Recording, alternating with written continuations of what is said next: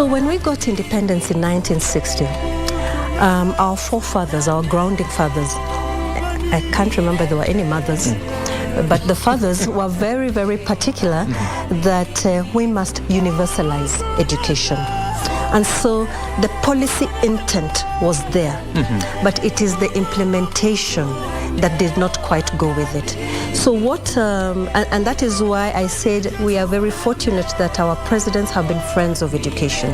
So each president tried to ensure we universalize education and to ensure that access to education is given to everybody because of the promise it has for every citizen and for, of course, for the country. But it was not quite actualized.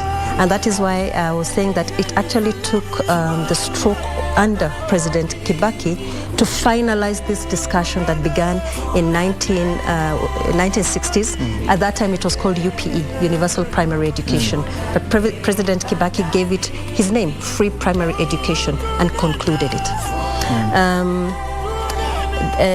One of the other things, because I remember I told you that even though we have said it is really concluded, we still have pockets of populations that are still excluded.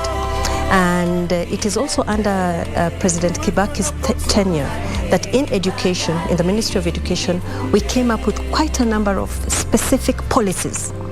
And these are thematic policies that actually focus attention on the areas you must focus to ensure that those who will be left out unless you do something are reached. So we had, for example, policies on gender and education to focus on the gender thing, and mainly it was girls who were mostly left out, but it was a gender policy that where boys need support, they are given. We had the issue of disability as a thematic policy coming up during that time.